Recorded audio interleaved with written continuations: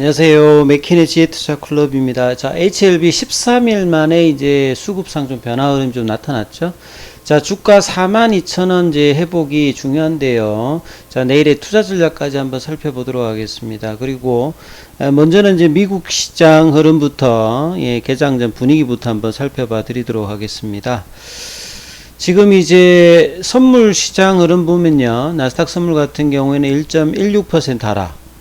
다우 선물 같은 경우에는 0.64, S&P 같은 경우는 0.82%, 러셀 중소형주 중심도 0.85% 하락을 하고 있습니다.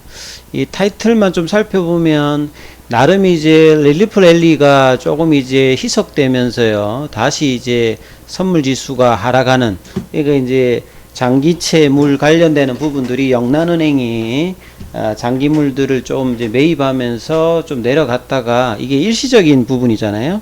8월, 10월 달까지 뭐 100조 관련되는 부분이었는데 이게 일종의 이제 양적 완화 같은 느낌으로 시장에 오면서 좀 반등이 나왔는데 이게 일시적인 부분이니까 다시 또 올라가는 흐름에서 좀 옅어지고 있고요. 그 다음에 이제 전략가들은 이제 내년도에도 이런 어떤 베어마켓, 통상 이제 고점 대비해서 한 20% 이상 빠지면 이제 베어마켓이라고 공식적으로 하거든요.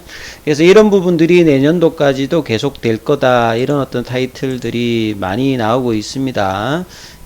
그리고 보시게 되면 이 인플레이션 어떤 시대에서 이 블랙록 세계 최대 뭐 투자 자산 운용사에서도 뭐 이 이야기들이 계속 나오고 있고요. 그 다음에 이제 최근에 이제 애플 관련되는 부분에서 시장이 생각할 만큼 그렇게 이제 뭐 아이폰의 어떤 수요가 그렇게 뭐 나쁘지 않다. 뭐 이런 어떤 타이틀의 어떤 내용들도 있고요. 그 다음에 이제 이 번스타인이 주식을 사야 되는 어떤 시그널, 굉장히 극도의 부정적인 부분들은 이제 주식을 사야 된다는 시그널, 요렇게 또 주장하는 어떤 월가의 어떤 이제 분석가들도 지금 좀 나오고 있습니다. 이런 부분들이 있는 상태에서 지금 마켓워치사의 어떤 이제 타이틀을 보게 되면 다우 선물 자체가 많이 빠지는 부분들이 이제 영란은행이 이 개입을 했던 부분들로 반등했던 부분들이 다시 옅어지고 있다. 요런 어떤 주제로 이제 이야기들이 나오고 있습니다. 오늘 이제 우리 국내 시장에서도 이제 장 초반에는 이제 뭐 기관이라든지 외국인들 조금 이제 매수를 해주면서 코스닥이 3%까지 이제 부근까지 이제 반등이 나왔다가 오후에는 다시 이제 기관 중심으로 좀 매도를 하면서 거의 뭐 오전에 어떤 반등 흐름을 희석을 대부분 나왔죠. 이게 뭐 러시아 관련되는 핵 우려 뭐 이런 것들도 이야기가 나왔고 수급 관련되는 이야기가 나오면서 시장이 여전히 뭐 약한 모습을 보이고 있는 상황입니다. 그리고 이제 미증시에서 중요한 어떤 이제 다우지수 같은 경우에는 이제 고점 대비해서 지금 20% 정도 이렇게 하락하는 어떤 흐름들, 그러니까 베어마켓이죠. S&P 500 같은 경우에도 보면 25% 구간 정도의 지금 하락 흐름들을 보여주고 있기 때문에 여기도 이제 베어마켓 랠리고요. 베어마켓 수준이고요. 그 다음에 나스닥 지수 같은 경우는 고점 대비해서 이미 이제 30%를 넘었습니다.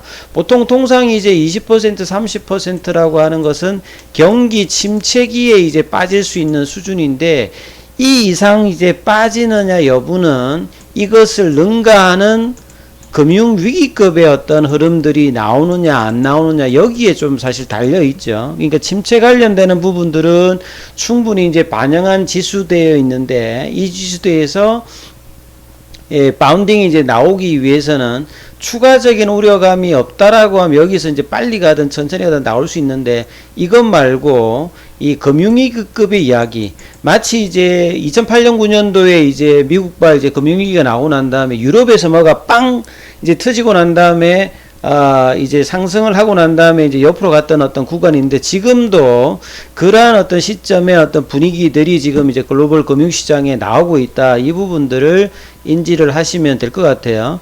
자, HLB 관련된 어떤 기사들 보게 되면 제약 관련된 어떤 이야기가 나왔어요. 이분이 이제 이 박재영 사장님이죠. HLB 제약은 본래 이제 이게 시트리입니다.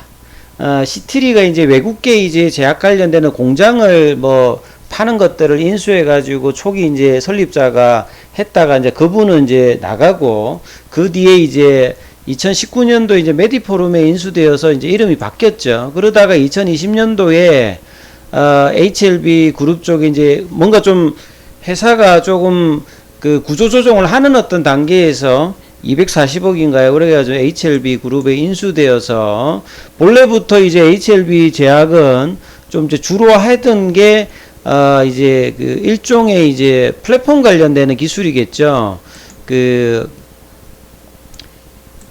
이제 자체적으로 이제 개량 신약하는 부분들도 있는데 이 이제 장기 지속형 주사제 관련되는 부분들을 주요하는 어떤 부분들을 하고 있는 상태에서 이제 HLB 계열 쪽으로 이제 인수가 되었습니다. 그래서 지금은 이 기존에 이제 그 박재영 대표하고 이제 HLB 쪽에서 이제 전복환 대표가 이제 같이 가서 이제 각자 대표 체제로 하고 있는 상태거든요.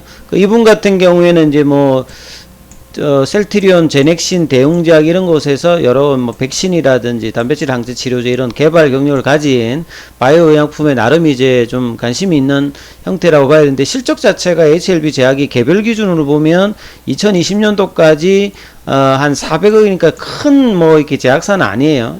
작년도에 이제 한 600억대로 좀 올라왔죠. 그래서 한 500억대 1000억이면 중소형 어떤 제약사 수준이고 결국은 이제 HLB 제약이 리보세라님 관련되는 부분들을 이게 상업화를 하게 되면 향후에 이제 이 부분들을 대비한 어떤 공장 관련되는 부분들을 이제 인수했다 이렇게 보면 되겠죠. 올해 상반기에도 한 400억대로 이제 인수 이후에 이제 최근에 좀 매출 관련되는 부분은 성장을 하고 있어요. 그래서 기존의 상반기 성장에서는 이제 치매 치료제 관련되는 글리티아인가요? 여기가 매출액이 100억 넘으면 사실 이제 국내에서는 블록버스터라고 이제 보실 수 있습니다. 그래서 지난해 매출도 이제 100억을 넘었는데 이 부분들이 연매출 100억을 넘는 이 글리티아 관련되는 부분들도 있고요. 그 다음에 이제 수익성 관련되는 부분들은 이 2020년, 2019년도에 수익성이 그리 크진 않은데 올해도 지금 이제 상반기에 한 5억 정도, 작년도에 이제 5억 정도 했다가 이제 그 상반기에 좀 적자를 보였습니다. 그래서 아직 재무적인 어떤 부분들이 탄탄한 어떤 흐름들을 아직 갖추지 않는데 이 삼성제약이 이제 항남 공장 관련되는 부분을 인수했기 때문에 장기적으로는 이제 성장 관련 어떤 기대감들은 좀 있는 상태다 봐야 됩니다. 그래서 자체적인 어떤 개량 신약이라든지 이런 부분들도 이 HLB 이제 그룹에 이제 인수되고 난 다음에 이분의 좀 변화들을 좀 기대할 수 있는 어떤 수준이라고 볼 수 있고요. 좀 관심이 가는 거는 이제 이 장기 지속형 주사제, 이런 어떤 이제 제형의 변경을 기할 수 있는 이런 부분들이 상당히 경쟁력을 갖출 수 있는 부분이죠. 기존에 이제 뭐 그 매일 또 복약해야 된다, 주사로 해야 되는 부분들을 뭐 한 달이나 3개월에 한 번 정도 주사로 투여한 어떤 대체로는 이 자체가 여러 이제 그 약물에다가 적용해서 신약과 같은 효과를 낼 수 있기 때문에 이런 어떤 일종의 이제 플랫폼 기술 관련되는 부분들, 제형 변경할 수 있는 부분들을 갖추고 있을 때는 상당히 이제 차세대 성장 동력으로 주목할 수 있는 어떤 부분이죠. 그리고 이제 삼성제약으로 인수한 항남제약이 CMO 관련되는 부분 영업을 통해서 이제 매출 정대에 꾸준하게 되고 있기 때문에 향후에 이제 리보세라닌 관련되는 상업화에서 주목을 받을 수 있는 부분이 또 HLB 제약이다. 이렇게 좀 볼 수 있다. 이렇게 말씀을 좀 드립니다.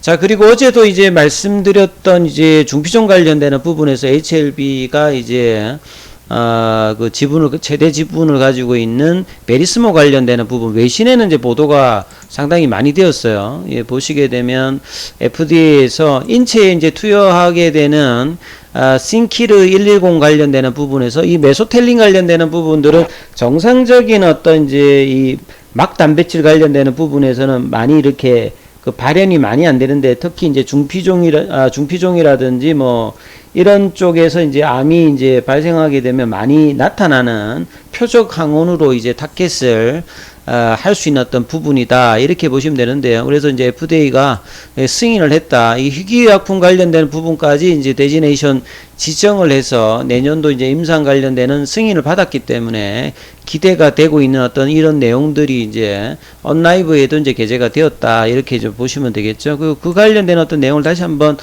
살펴보면 지금 이제 이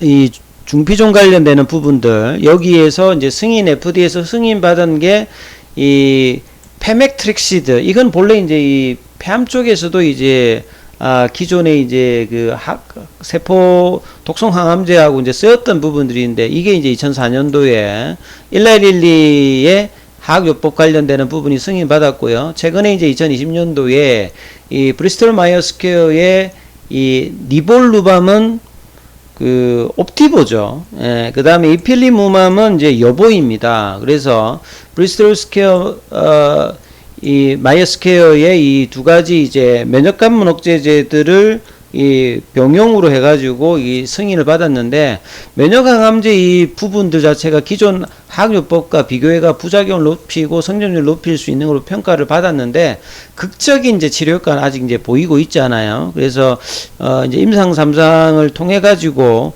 600명 대상으로 해가지고 이제 병용요법과 화학요법을 비교해가지고 했을 때 OS 중앙값이 18개월 14개월인가 한 4개월 정도 느렸죠. 그래서 생존율 같은 경우에도 보면 기존의 15.4에서 조금 이제 23.2로 느리긴 느렸는데, 아주 이제 극적으로 확 이렇게 느리는 부분들은 나오지 않았기 때문에 후발주자의 어떤 신약 기대감이 여전히 좀 있는 상태다 봐야 됩니다. 그래서 이제 베리스모가 주력으로 하는 이제 파이프라인인 이 카티의 어떤 부분에서 좀 개량한 키르카티 플랫폼에서 이제 신키르 110 관련되는 부분으로 좀 진행을 하고 있다, 이렇게 봐야 되겠죠.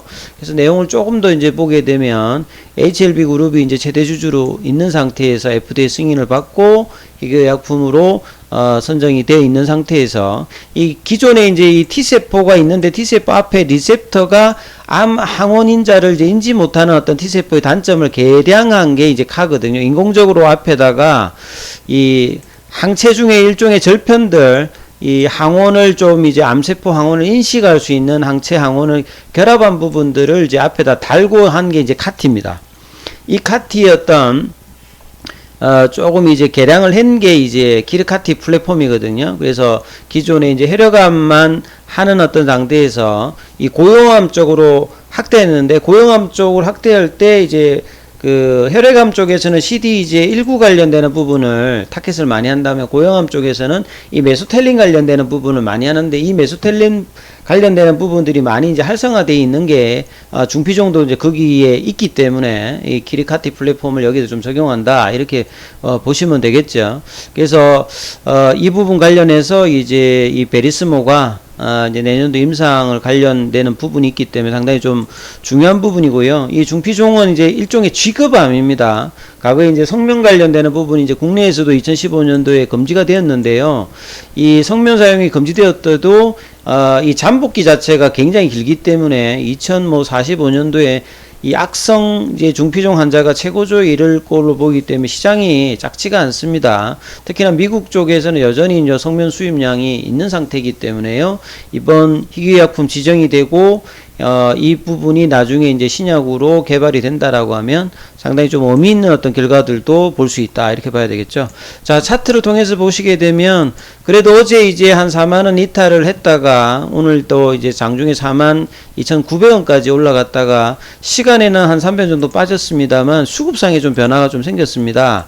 이 추석 이후로 한 번도 프로그램 쪽으로 이제 매수가 들어오지 않았는데요. 13일 만에 오늘 이제 9만 주 정도 넘게 일단은 프로그램 쪽으로 일단 매수가 들어왔다는 부분들, 그리고 이제 전체적으로 이제 외국인 매수가 좀 들어왔고, 기관들은 이제 5거래일 연속으로 매수가 들어오면서, 자, 이 이제 4만원대 부근에서 좀 이탈되느냐 올라가느냐 굉장히 중요한 어떤 가격대에 이 부분에 수급 변화가 좀 나왔고, 내일은 이제 주말을 앞두고 다음 주 월요일 또 휴장이니까 조금 이제 시장 상황이 여전히 뭐 지금 굉장히 불확실성합니다만, 이 4만원대 이 가격 자체가 유중에서도 이제 10월달 중요하고요. 다음 달에 이제 이 프리-NDA 관련되는 부분이라든지, 그 다음에 이미노믹의 탑라인 결과를 앞두고 있는 상태이기 때문에 이 42,000원대를 그래도 유지하면서 뭔가 이제 기대감이 있으면 이제 45,000원, 45,000원 이제 넘어가면 이제 5만원대까지의 어떤 흐름들도 10월 달에 나올 수 있는 어떤 흐름이기 때문에 이 부분들이 유정을 위해서도, 그 다음에 재료를 반영하는 입장에서도 지켜지면서 흘러가는 어떤 흐름들이 가장 중요합니다. 그래서 이런 흐름들이 내일도 좀 이어지는지 참조하시면서 투자 대응 전략을 삼으시길 바라겠습니다. 여기까지 하겠습니다.